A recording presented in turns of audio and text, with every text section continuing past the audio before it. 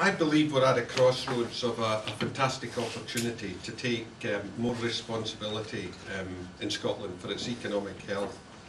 Governments across Europe and the rest of the Western world are giving first priority to getting their fiscal houses in order and assessing what must be done to foster economic growth. Now, we are not able to do that to the extent that we need to in Scotland with the current powers we have. The kind of economic growth that translates both into jobs in the private sector as well as new revenues to fund key public services.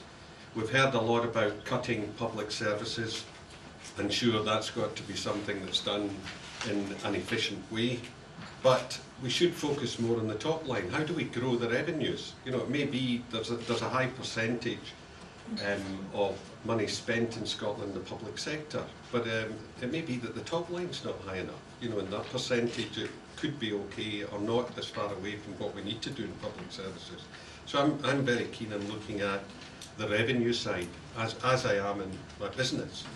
Currently, the Scottish Parliament's only responsible for raising approximately 10% of its own revenues. We have a Parliament that's responsible for spending money but not raising it. They therefore have little incentive to generate growth and jobs. I'm not saying that they don't want to, but the incentive is not there. And in fact, the levers aren't there to do that. Now, this gulf of responsibility has been acknowledged by the Calman Commission, but whilst the Calman Commission acknowledged the importance of a measure of fiscal economy, the proposals it presented, in my view, are far too small to be able to address this. The world has moved on since the Calman Commission. Since last year, governments around the world are learning lessons of fiscal responsibility, and Scotland's no different. We need to have a financially responsible Parliament where politicians take full responsibility for raising the money that they spend and for the economy that they manage. And we need the levers to be able to stimulate that economy. You know, we're very much like a benefits dependent at the moment. You know, we've got our hand out to take some money and then we work out how we spend it. And that's like many of the people we have on benefits in Scotland. Is that the way we want to be? I don't think so. I don't want to be like that. I think we're better than that.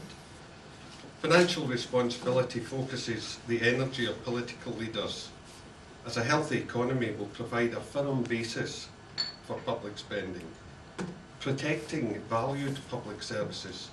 Scotland would then have both the incentive and the levers to make the country a better place to do business, promoting both indigenous companies and inward investment.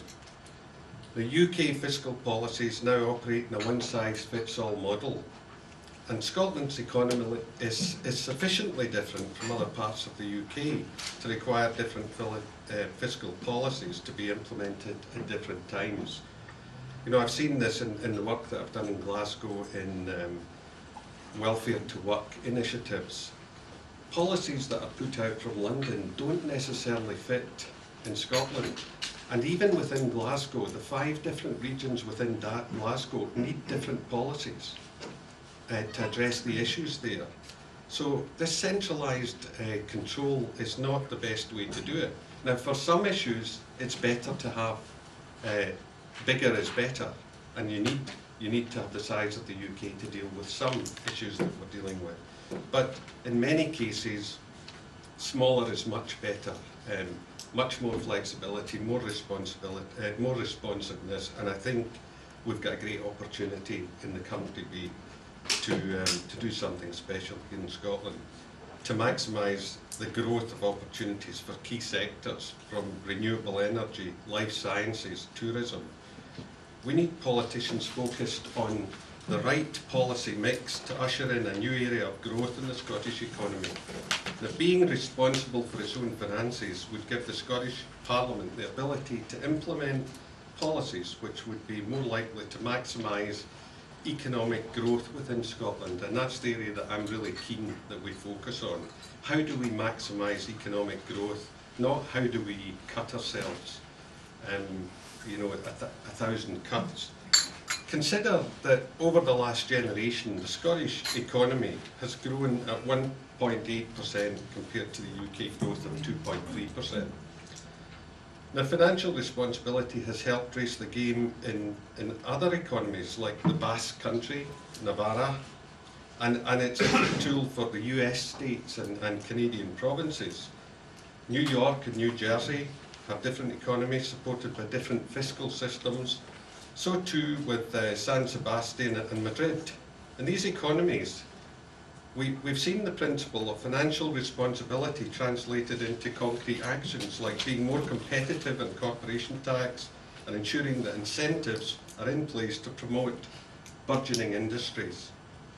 Now, we've seen some scaremongering recently from certain sectors that some people are perpetuating about the companies leaving Scotland because it would have a different tax system. I mean, this is absolute nonsense. What a different tax system allows you to do is to be more competitive, you know, not less. That's the whole point here. We, as a company, Clyde Blowers, operate in 27 different countries around the world. And in the US, we operate in a number of different states. They all have different tax systems. We don't find it a problem. You know, there's been talk about the bureaucracy and the cost of that. The advantages of it far outweigh the costs, any administrative cost of looking at the different tax systems. So that's an absolute red herring and a nonsense. You know, and most of, well, I think what I've read, that there was an article in the Telegraph yesterday, headline, business leaders oppose giving Scotland tax raising powers. Now that was Ian McMillan that opposes giving Scotland tax raising powers. And then the article goes on to say Scotland's business leaders have poured cold water in handling Holyrood full tax raising powers. Now this is disappointing reporting, and I think there's something similar maybe in the Scotsman today. The CBI represent far less than 10% of the number of businesses in Scotland, and I'll guarantee you that Ian McMillan has not polled his members to see who supports it and who doesn't. So you've got to bear in mind that this is one person's view, and I know a number of people who are members of the CBI in Scotland who do not agree with that view, so it'd be interesting to know how many have been polled. And remember, that's a small percentage of businesses in Scotland, so that's a very misleading statement that's been made. Now, I'm confident that the Scottish economy is capable of moving to higher growth trajectory, and that Scotland's inventiveness and entrepreneurship will take us there. Now, what we need for this to happen is for our politicians to give us the right playing field for economic growth, one that maximises our strengths and makes us even more competitive in Europe and around the world. The idea is simple. We'll hear about it later on, we'll hear about one solution later on from Andrew Hughes-Hallett and Drew Scott. But when I read this paper, it clarified a lot of questions that I had, and I've read it several times, and I think it is quite a simple idea, that we raise taxes, we have the ability to raise taxes in Scotland, except for VAT, and then pay the UK for shared services. Now that's taking responsibility for our own economic destiny in Scotland, and I think that's a very fair way to do it. That relationship, I think, would also ease tensions within the UK and usher in an era of responsible government where Scotland's part of a union of equals, not a beggar with his hand out waiting to see what's coming across. And you know, the alternative with them is unthinkable. There are going to be big cuts, and the UK government will have no alternative but to cut the grant that it gives to Scotland.